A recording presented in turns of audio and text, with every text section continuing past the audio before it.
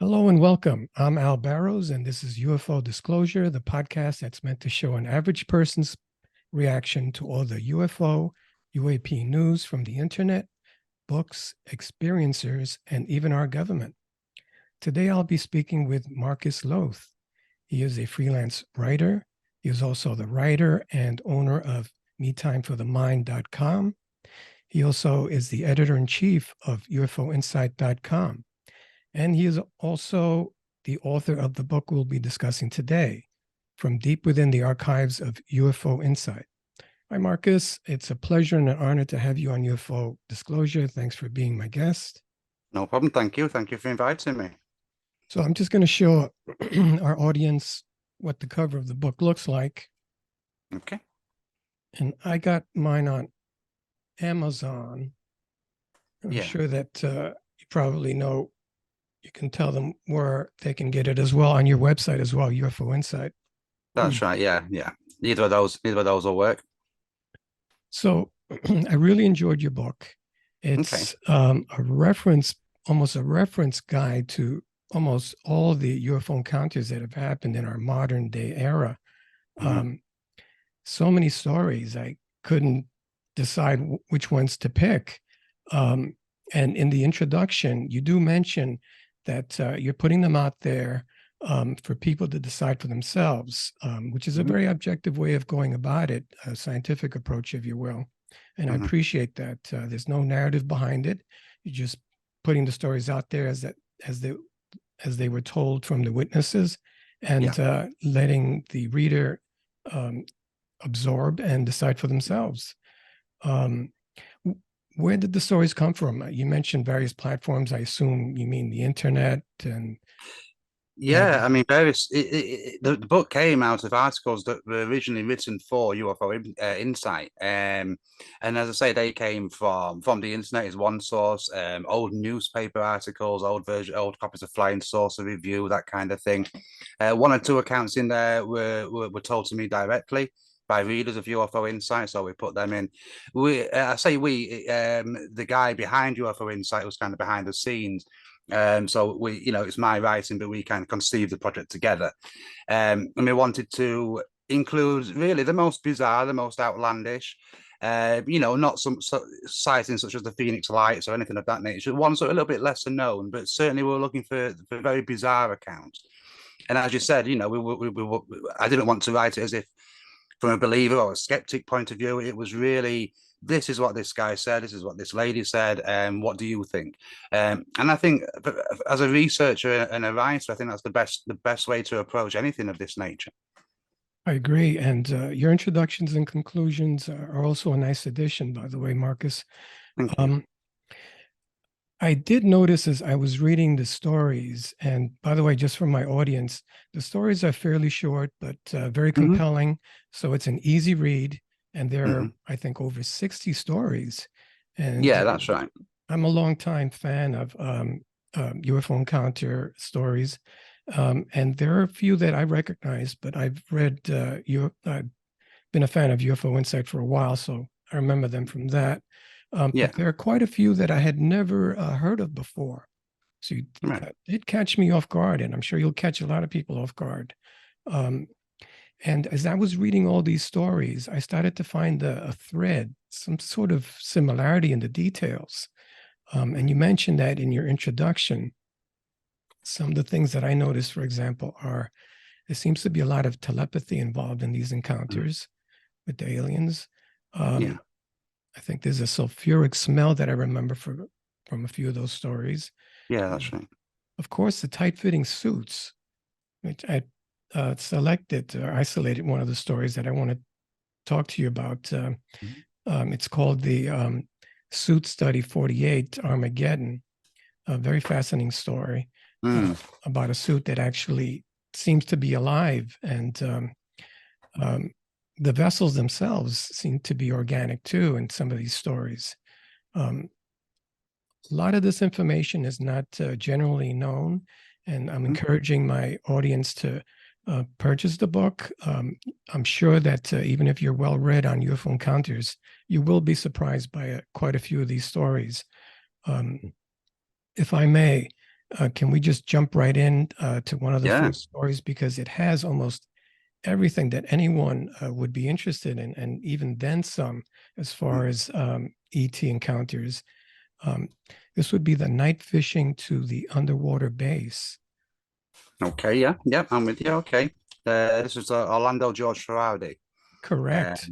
Yeah, 1965. I believe. I think it occurred in 1956, but I believe it didn't become public knowledge until 65. So there's some discrepancy there on dates. But yeah, I mean, this was one where, the guy was sat on a beach one night in 1956, in the summer of 1956. He basically often went night fishing. Now, he ended up hearing somebody approach from behind it. Now, he got friendly with some of the locals there. He thought it was one of them coming to ask for a cigarette or something like that. And when he turned around, there was like a humanoid alien essentially behind him. And so he ended up basically going inside this ship. He wasn't an abduction in the sense that it was a terrifying encounter. He was almost invited on board the ship. And when he went there, there was another young girl there who had also part of the same abduction and must have been picked up previously. Right. And essentially,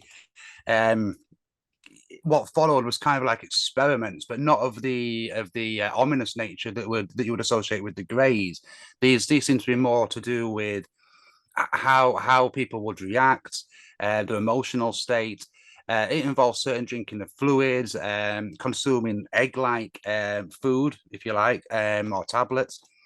And when this was over, both George and the young girl could use telepathy, as you mentioned earlier. They suddenly had an ability to use this.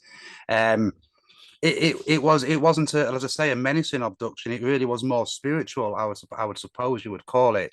And yeah, it was typical of the abduction encounters of the 1950s, which seem to revolve more around spirituality, of what's the word, uplifting humanity, as opposed to the very ominous and menacing abduction encounters that would follow in the 60s, 70s, and into the 80s. A fascinating encounter. And of course, it's from South America, which is the whole continent is a real hotspot for UFO activity, as I'm sure you know. And, it makes you wonder what the reasons might be for that. But yeah, it's a fascinating encounter. It's another one that's connected to the water as well.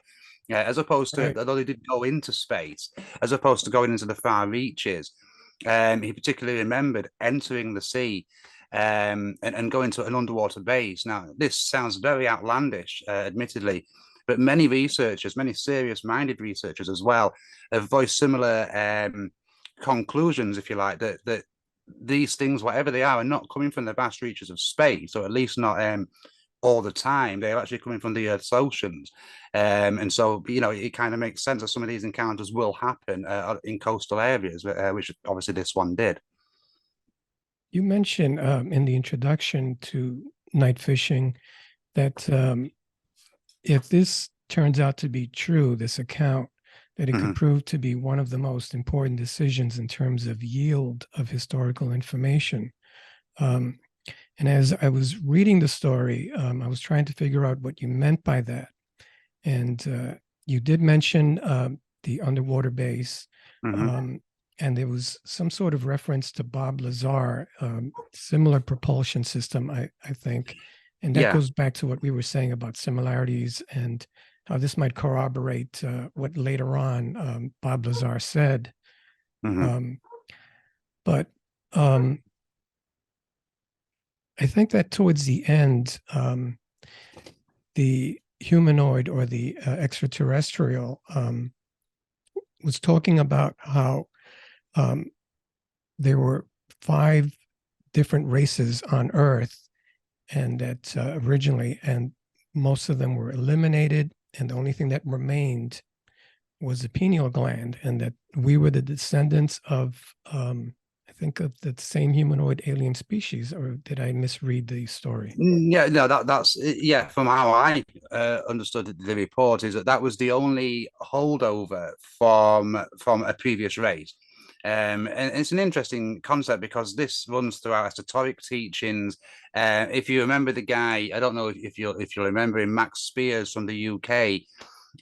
He suffered a very questionable death, shall we say. He was another researcher, and he was speaking about seeing visions and opening his pineal gland. People think of it as a third eye. And if we go back to telepathy and the association that that has with UFO encounters, particularly alien abduction encounters, and the fact that these aliens use telepathy, and some people who have been abducted claim to have developed the ability to use telepathy.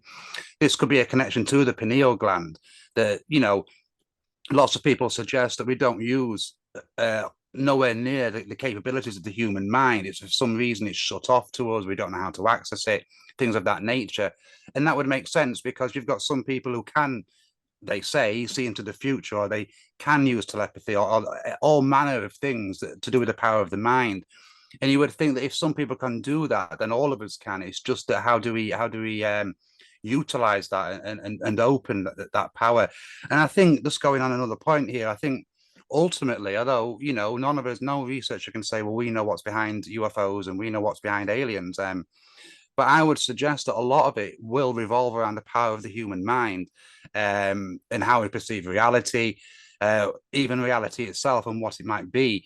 Lots of researchers suggest, for example, that there's the same source behind UFOs, aliens, ghosts, Bigfoot, cryptids, anything from that paranormal world. It's basically just a different manifestation from the same energy source. And I think that's certainly where my research is taking me. And I think that's where we'll end up going as we unravel, the paranormal world. Now, that's very well put, Marcus. And I think the story does include the fact that the alien said that to them, they do believe in God, but that it's more like an absolute energy to them. Yeah, It speaks to what you were just saying. Yeah, again, and that kind of thing resonates with old esoteric teachings and spirituality, and even you could take it back to the wisdoms of ancient Egypt, if you like. So if there is a connection between all these things, then you would think it is a manifestation of energy, which is essentially all human beings are. We're all electrical energy, encased obviously in a flesh and blood body. So yeah, I do think it's interesting, and although you don't necessarily think of words such as God and religion and all that when you speak about UFOs and aliens, there are plenty of other encounters. I mean, it's not in the book, but I think the guy's name was Sidney Patrick, I believe, from the early 60s, and he had a similar encounter on the beach in California. With similar aliens, humanoid aliens. He went on board their ship voluntarily. Again, it wasn't a terrifying abduction scenario, and they again alluded to like an all-powerful entity, we would kind of interpret as God, for want of a better word. And so it does make you wonder how many of these ancient writings and esoteric teachings are actually intertwined with what we understand as the UFO and alien phenomenon today. Also, what I found very fascinating about this story, and thank you for including this in the book, because it's corroborating evidence that his pineal gland or something was changed in him. Ferrardi actually later on writes a medical manuscript that provides some sort of a cure for cancer. And this was 3 decades later proven or written. A very similar thing was written by a Nobel Prize winner, Albert Zent Georgi. These are facts, okay? You can't deny that. How did this guy, Ferrardi, who had no medical background whatsoever, come up with this? No, exactly. I mean, and this is the thing, isn't it? So you've got so many possibilities here. Either that the guy was far more intelligent than he made out, and to come up with a cure for cancer, if you like, or certainly a way of combating it and starting to combat it, decades before modern science had done so. And as you say, it was proven decades later. And again, it's not the only one. I've spoken to investigators who have, done hands-on research with abductees, and a great many of them do come back and feel that they've got a better, a wider knowledge, a better understanding of the world around them. And so it makes you wonder, it makes you question, should I say, is this a purposeful event? Is this something that these aliens have done on purpose to enhance humanity in many ways, or is it just a a byproduct of such a meeting, that somehow it opens a person's mind to ideas and concepts that they previously would have known nothing about. But yeah, in this particular case, it's too much of a coincidence to be able to just say, well, we'll just dismiss it. It's just crazy nonsense. I mean, even if you don't believe that actual aliens interacted with this guy, something strange certainly happened. And again, if that's in his own mind, the fact that that's resulted in him writing this thesis of how to combat cancer, then you need to then go down that road and say, well, where did this come from? So regardless of the true nature of the events, it's still so fascinating. And yeah, and it's replicated around the world and across the decades in so many other cases. So it's not an isolated case. Unbelievable. And the aliens were also quoted as saying that you will be useful to us in the future because this gland, the pineal gland, is the only legacy that remains here from us. So what I got out of that was that somehow we're tied to them with our DNA. I mean, there's so many scenarios on this one. I mean, if we look at the abductions by the Greys for a moment, a lot of researchers have come back, and again, serious-minded researchers here, David Jacobs, John Mack, Bud Hopkins, who believe that behind these abductions is some kind of a breeding program almost. Hybridization, yeah. Yeah, exactly. And even on that notion, then you've got, well, why is that? Is that for the benefit of humanity? Is that so they can take over the planet through the back door? Is it just to help them out? I mean, I was reading an account the other day of a lady who had been abducted, and she used regression, and she ended up accessing a past life as a grey alien. And I believe this or not, but this is what she said. And she said that their bodies had become ravaged to the point through living in a damaged environment. It becomes so ravaged that they couldn't breed normally. In fact, they couldn't breed at all. And the reason behind the abductions is to basically try and find a way that they can breed again. And she said they have exceptionally long lives, and this is why they haven't died out. But that won't last forever. So there's that. Some people believe more in these spiritual kind of movements that these alien visitors are trying to raise humanity, and that this pineal gland will basically allow us to access, I guess, the power of the mind and spirituality that was maybe present in ancient times when some people believe these aliens were here. So it's a good example of the subject in general, that as things come up, it takes you down so many different roads, so many different avenues that you'd previously maybe not thought about. And it really is a rabbit warren in that sense, that, you can explore 5 new ideas off the back of one.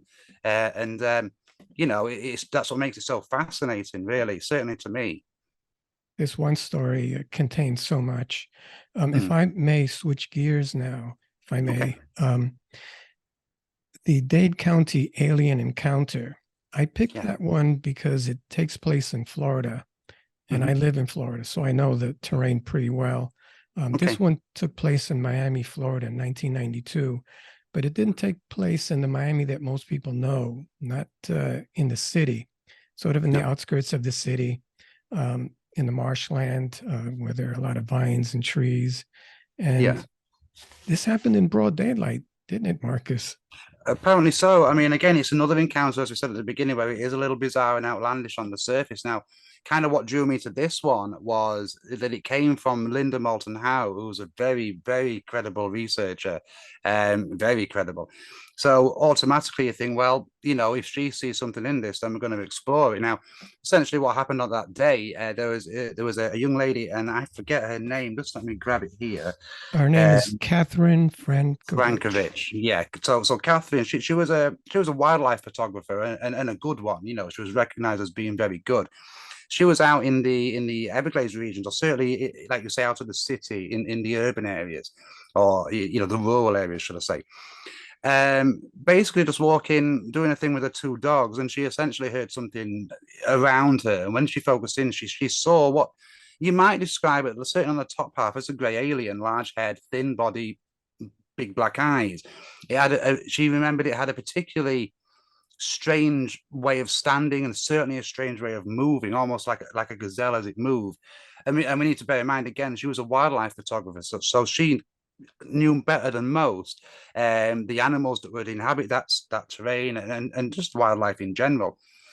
What happened was it was some kind of standoff. They were just staring at each other. The dogs were particularly agitated, although they didn't go to attack. They just stayed where they were. But they were certainly aware of something. Now, what happened is the alien or the apparent alien turned around and began to run. For reasons she couldn't explain, she then chased it. She maybe she wanted to capture a photograph, maybe she was just so intrigued, but she chased it. She didn't catch it and eventually went into some kind of enclosure, whether it was a cave or some door that just opened out of nowhere. But the alien disappeared into this. And at this point, she stopped. Now, she said that she could sense that when the alien, or like I'll say alien, the apparent alien went in there, she got the feeling that there was more of them. There was lots more of them inside there. Right. And at this point, she turned around and backed away. Now, whether she would have been in any danger, whether this alien was trying to lure her in there or whether it was generally just trying to get away, that's open to debate. But she was adamant to what she saw. And again, we've got to remind ourselves that she was a professional lady. She had a lot to lose from speaking about this.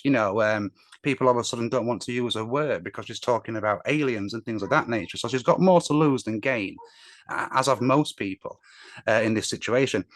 Several days later, she was walking on the same trail again, and she claimed that a vehicle, like a car that looked like a government type of car, it certainly had those type of plates, pulled up beside her and essentially, warned her about speaking about what she'd seen. And they didn't say where they were from, but they gave the impression that they were government people, and she should basically forget about it all. So again, the fact that Linda Moulton Howe's documenting this says to me that something strange certainly happened. And once again, like you said, it didn't happen in the city where there's loads of people that could see it. It's out in areas where there's not many people around.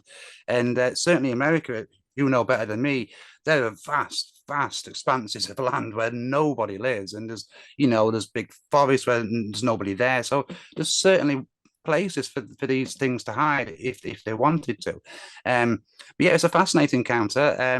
And as you say, it happened in broad daylight. And I suppose the biggest question we should take away from that is, if we accept for one moment that it's true, is that the government, or certainly some agencies in the government, appear to know all about it. How did they know that had even happened in the first place? And even if we get over that, well, what concern is it of them? And certainly with everything that's happening right now, as we're talking with the Pentagon revelations, it really does make you wonder, well, how much do these guys know, and where is this going to take us? Yeah, and I thought it was very unique because of the description of the alien itself, where it moved like a gazelle, and supposedly, well, I'm not sure whether it's in the description, but in other stories, there are aliens that have sort of legs like antelope, where the middle joint goes towards the back instead of what we have, a knee that bends forward. And every step that this alien seemed to take was like a 3-foot leap. Yeah. And I had never seen that in any other description of an alien encounter. So I thought this was well worth including in our podcast. And of course, there was a sulfuric acid smell afterward, which is common, or common Yeah. in a lot of stories. What's interesting about that, about the smell of sulfuric acid, is that again it comes up in poltergeist cases. It comes up in ghost accounts. It comes up in Bigfoot cases. So it's another reason to think, well, look, these things are all connected. And the fact that what it might be, who knows? But the fact that it is there in so many different areas of the paranormal suggests the same source.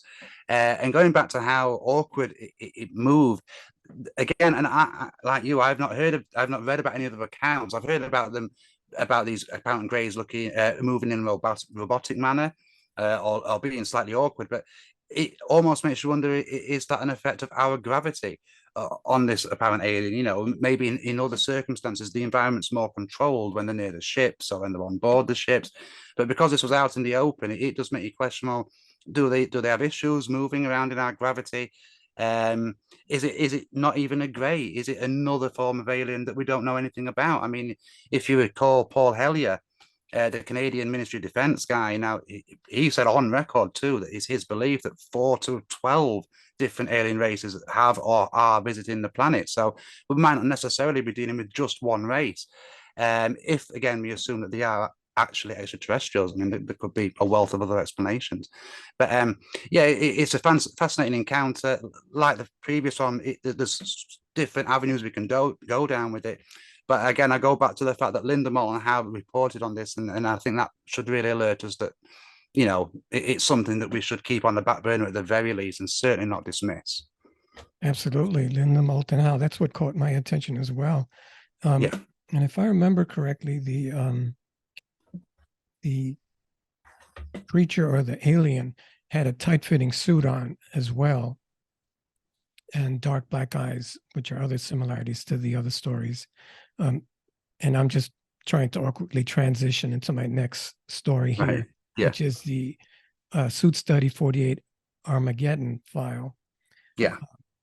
And I mean, I thought we have to talk about this because the suit seemed to have had a life of its own. And in so many other encounters that we've heard about or I've read about, the suits that they wear are sort of fitted. And in this case, this might be disinformation from what I understand, but it's from a file. And apparently this suit came from a crash in Nebraska, and they couldn't find a way of opening it up. They couldn't find the zipper, and they worked on it for a while. I'll let you talk to it because you know this better than I do. In a similar way to the previous one, because initially, again, this is bizarre. You know, we're talking about a suit, and we'll get into it in a moment, that kind of adapts to whoever's wearing it. And as you say, it's almost got memories of its own.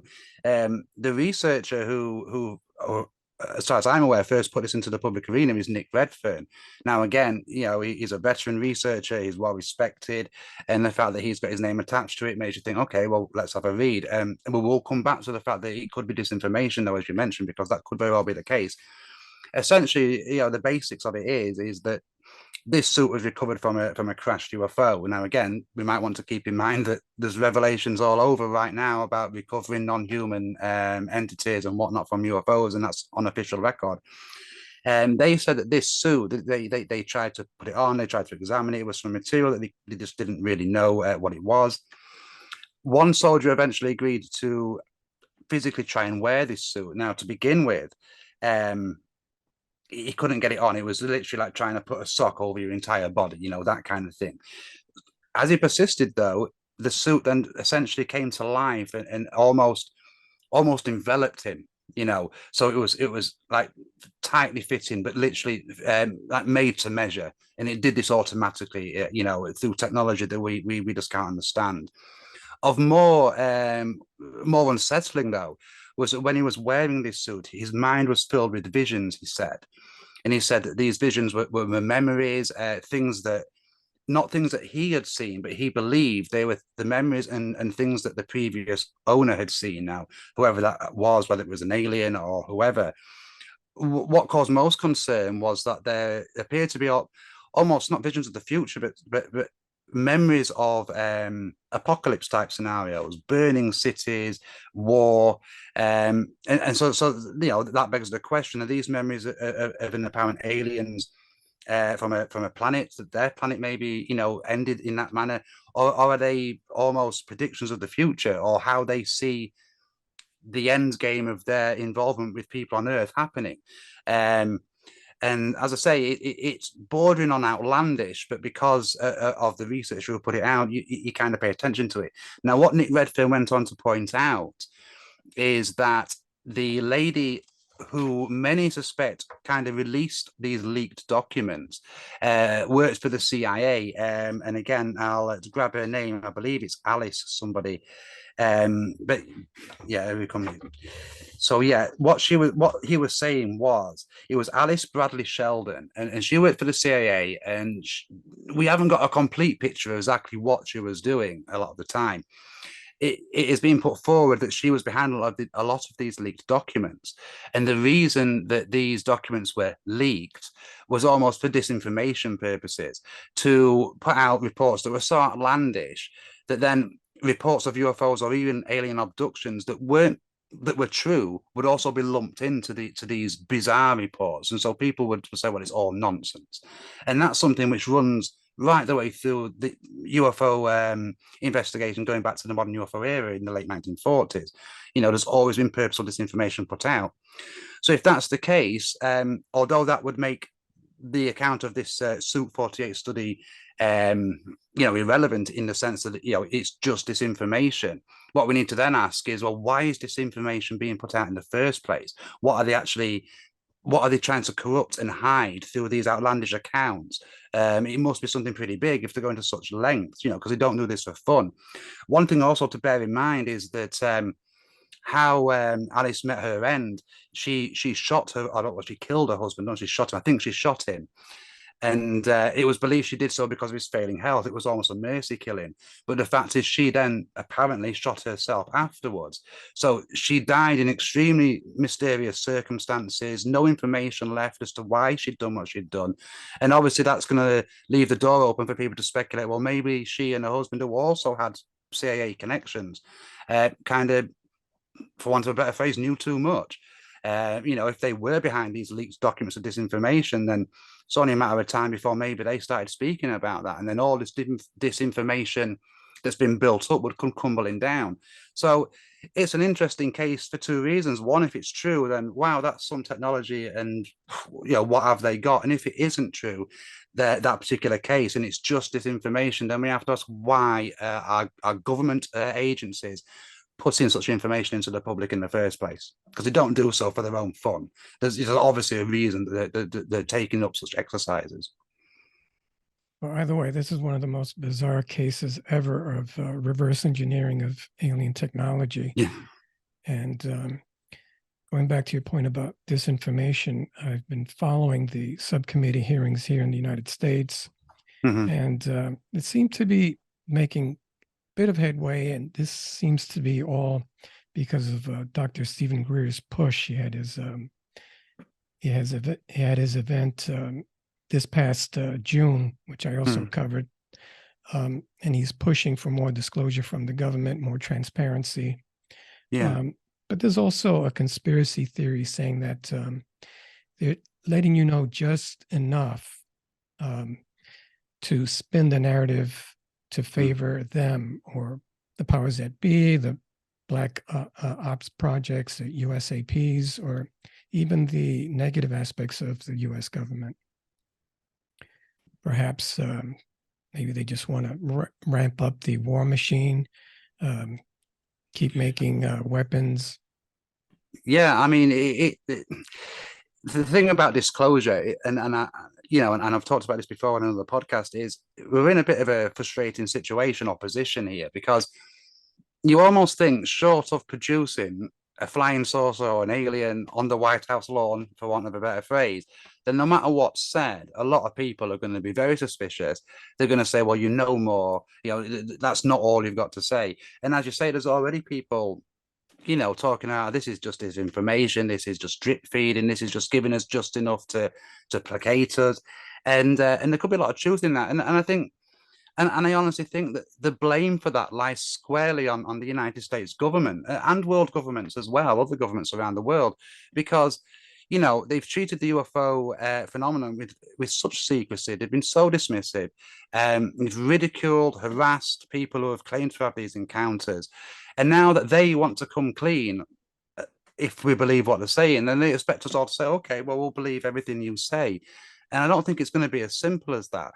I think they've made the bed that they're going to have to lie in, and they're going to have to produce, overwhelming evidence for the general public to accept what they're saying is true, and that there's nothing else to come. And I think even now there's elements of secrecy surrounding this now, and I get there's national security issues, etc., which is understandable. But yeah, I think we're in a frustrating position that no matter what is said, there's still going to be conspiracies. There's still going to be airs of mystery about it, and I think that is a making of the United States government, and certainly the elements of the government that have kept this secret for decades. I mean, we're talking nearly a century, 70 plus years of denials. Project Blue Book, which was basically set up to try and ridicule and dismiss accounts, and that went on for 15 years. And as I say, I don't think they should be too surprised if people sit back and say, "Well, I don't believe you." I think they've kind of really made a mess that they're going to have to start trying to clear up if this disclosure is going to work. It really is a quagmire, and I've noticed that overseas, there's a different approach to the whole UFO phenomenon, more open-minded, more transparency. They take it a bit more seriously, whereas here it's sort of relegated to entertainment. And just recently, the stigma is starting to wear off. As you said before, if you just mention an interest in UFO prior to just recently, there was a stigma attached to you, and your whole career was put at risk. Yeah. I would like to talk about a couple of more stories. The police sergeant, the crop circle, and the tall white aliens. And I like this story because it's in Wiltshire, where Stonehenge is at. I was just there recently. And because of the dismissive attitude of the police force, it was just outrageous that they would say that it was a personal matter because he was off duty. Can you just quickly summarize? I mean, what drew me to this one is, again, as you say, it appeared in national newspapers, not necessarily. Well, I wouldn't say it's not a credible newspaper, but a tabloid newspaper where they're kind of looking for sensational stories. But nevertheless, it still appeared, and it's not that often that UFO accounts appear in there. The gist of the story was it was an off-duty policeman. He was driving around Wiltshire, as you know, and Wiltshire's also a place where there's many crop circles, so that's another little tie in there. He said he saw what he thought were three kids messing around in a field. He's a copper, he's off duty, but he still thinks, I'm going to have a look. So he pulls over and he makes his way towards them. Now, the closer he gets, he realizes that these aren't teenagers messing around. They're not even human. He describes that they are kind of like pale aliens, and even more remarkable, they're around 10 feet tall, is what he said.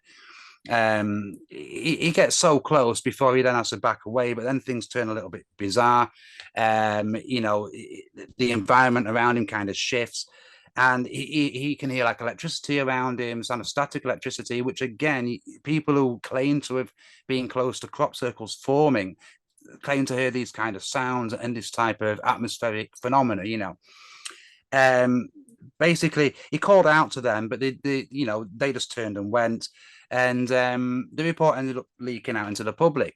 Some researchers did contact Wiltshire Police, at least according to the report. And as you say, they basically said, look, we'll acknowledge that something did happen, but because it was not a police matter, then we're not going to comment publicly. And then they left it at that.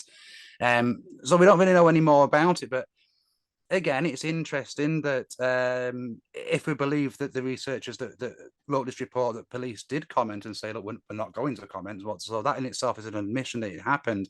But the fact that it took place in a place that is, so well known for crop circles, and obviously they've always been connected to UFOs and aliens as well. So the location really, as well as the fact that it was deemed fit to appear in a national newspaper, kind of makes you think, well, yeah, we should keep this one on the radar. And the descriptions of these 10-foot tall white aliens. Again, there are many other accounts of people saying that they have witnessed very similar humanoid, pale or off-white aliens. So it's an interesting story, and it's one that I think, again, because of all the things I've just highlighted, it's one just to keep on the back burner, because you never know when accounts come up in the future, or even if they've happened years ago, but they come into the public arena in the future, and you think, well, okay, that connects to this, and the details in these are the same as in there. So yeah, it's an intriguing encounter. And if there is any truth, it is frustrating that the police wouldn't offer confirmation, really, just that the account did happen, or it happened as it said it happened. It was great that Andrew Russell got involved in it, the crop circle expert, and that sort of lent credibility to the whole experience. Yeah, and again, as I say, I mean, the crop circle phenomenon, you could probably do a podcast on that alone, and fill an hour right there. But I mean, but the fact that there's obviously an intelligence behind them. We have no idea what's causing them. Whether this is communications through extraterrestrials, if we say, for example, that there's a living element to the Earth itself, it's almost as if the planet itself is trying to communicate with us. It's such a bizarre thing, and it kind of leads me a little bit back to, you know, where my research is going at the moment, is that there is connections between all of these things, and I would imagine my next book will really be about this. Um, the fact that this guy is saying he saw these strange creatures in the same location that there is already UFO sightings anyway, but where crop circles appear. Again, it just makes you think, well, what's causing all these things? What is it? What you know, what makes this source sometimes manifest as aliens, or sometimes manifest as crop circles, or as a cryptid, or as a UFO? I mean, you start to look at maybe ley lines, and you start to look at electromagnetic energies. I mean, you said, you know, Stonehenge, that's around there. There's a reason that was built around there. And it's probably got a lot to do with tapping into energies that are all around us, or, you know, ley lines that cross. And these could be responsible for a lot of these sightings, whether it's of strange creatures, vehicles in the sky. Um, I just think when you start to study UFOs and aliens, it just opens up a whole world to you that you really weren't even looking to explore, but you almost feel compelled to, because certainly I do. You sense some kind of interlink or connection with them.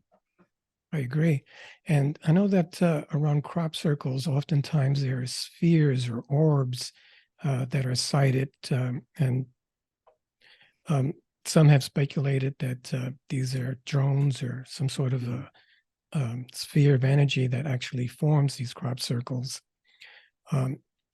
On page 295, you have a story about strange orbs. And I wanted to conclude with that story because I know that Dr. Sean Kirkpatrick, he's the director of the ADARO office here in the United States. That's the Old Domain Anomaly Resolution Office. Okay. They're charged with investigating. They took over for ATIP, if you've been following the press here in the States. Right, okay. But his most recent development is that he's been studying and reviewing tapes taken from Area 51, where it shows silver cylindrical spheres flying around. No one seems to be aware of them, but they were caught on camera. And the story here, the strange orb sightings in Glasgow, Scotland, I thought very interesting, especially the part about sightings in California in 2015, where these orbs seem to be stalking people. Yeah, I mean, this account came to me, and I'll go on to the California one in a moment. This account came to me from a guy called William, and he contacted me direct. He said, you know, this happened to him, and he basically saw an orb in the sky that was emitting different colors. It was metallic and solid, but it was also giving off an array of colors, and even appeared to be just like a vapor around it. And he watched this, and he saw it from his bedroom window. He's watched it move, and then he went to the back of the house where he could still see it once it had gone out of his sight, and he watched it disappear. Now, he said he'd never seen anything like it. His girlfriend also witnessed it with him, so, you know, he had a corroborating witness. And as you say, there is more of these sightings of orbs and strange spheres than people might think. If you, I don't know, a couple of years ago, there appeared to be almost like green spheres, and these weren't lens flares or anything of that nature either. These were like green orbs that were captured usually on things like door cams, but sometimes on, you know, dash cams and vehicles. And as you say, you know, you have instances of these like giving chase almost. You know, I've read reports of people who are driving along highways, and, you know, you spot what you think is a star in the sky, then you realize it's moving, then you realize it's getting closer, and, you know, it's you know, giving chase. What's interesting here, though, and again, going back to how everything could be connected, these things never seem to actually catch people. You know, whether it's an orb or a sphere, which we're talking about here, whether it's a Bigfoot, whether it's a cryptid creature, we don't ever hear of somebody being pursued and then they end up in a bad way, or a Bigfoot's ripped someone to pieces or anything. It's almost like the closest you'll get to it is someone's being pursued, say by a Bigfoot in this instance, they trip over, they look behind them, the Bigfoot's right there, and then it turns and runs. Now, anything in nature, if it's chasing, it's going to finish the kill. It's, you know, it's going to get you if it catches you. Anything will do that, a bear, a lion, whatever is pursuing. But these creatures don't seem to do that. They just seem to turn and run. And the same with spheres. and even other UFOs, they will trail people for miles, and show the capabilities to get right close to them, but then they'll just start off. Even with planes, we've got this where UFOs are zooming in, they'll fly parallel with an aircraft, and rather than collide, then they'll suddenly take off. Now, it's a theory of some people that these things are almost powered by the fear of the people that they're pursuing, and they kind of they draw strength from that. And so when they finally caught them and they can't get any, I know it sounds a bit like Monsters Inc. this, but this is where people have kind of said, well, this could be true. Is when they've kind of got as much fear as they can, then they disappear into their own realm of existence, wherever that is. And I think that's the case with these spheres. It's bizarre. I mean, I've even read cases of these spheres and orbs entering a person's home. And there was a case in Florida. I forget whereabouts in Florida, but there was a case in Florida about 10 years ago. A married couple just enjoying an evening together at home, and these orbs just appeared through the wall, going around the house, as if, like you said, like it's a drone looking for things, and or just looking around, and then they just disappear again. So it's bizarre and fascinating. And, this guy, William, although at the time he didn't speak about it until he spoke to us, is that, you think you're the only one who's seen these things. But the fact is, people are seeing it all over the world, and have done for years. And then when you figure into that the amount of people that won't speak about it, whether through fear of ridicule or because they don't want to admit it to themselves even, the numbers are probably astonishingly high, really. Yeah, I agree. I don't want to keep you much longer. It's about 40 minutes now, and I promised you I'd keep it at about 40. It was fascinating talk. I want to remind our readers that this book has over 60 stories. Please run out and get it. From Deep Within the Archives of UFO Insight by Marcus Lowth. Marcus, do you want to let our readers know about anything that you have going on, or about why don't we talk a little bit about MeTimeForTheMind.com, because I was on there just for a short while, and there's so much on there. I mean, you can spend weeks just reading the stuff you've written on there. Yeah, I mean, Me Time for the Mind, unfortunately, at times tends to take a back seat because a lot of my work obviously goes into UFO Insight. I've been recording a show called Mysterium, which you'll be able to see in mid-September on YouTube with the Zoar group. But Me Time for the Mind was really how I started getting my ideas out into the public. And it revolves around not just UFOs, but all aspects of the paranormal, unexplained mysteries, anything anomalous, really. And it is my desire to build that up. There's a lot there now, as you say, to get through, but there's so much more I want to put out on there. So yeah, please keep an eye on that, because I'm going to build that up. We've also got the Me Time for the Mind YouTube channel. There's nothing on there really at the moment, but there's plans to develop a little series and put that out. And again, all on things anomalous, unsolved mysteries, ancient mysteries, and how they might all connect. Because that is something that I generally think it will prove to be the case. I think everything is connected. It's just a case of finding out what those connections are. But yeah, certainly keep a mind out on Me Time for the Mind, and always keep checking out UFO Insight, because we've got the podcast, we've got all the videos, and we put regular articles out on there, and we'll continue to do so for the foreseeable, really. Thank you, Marcus. It's been a No pleasure problem. having you on UFO Disclosure. I hope we can do this again. Absolutely. This is Al Barrows with Marcus Lowth from UFO Insight. Thank you all for listening to UFO Disclosure. Be well.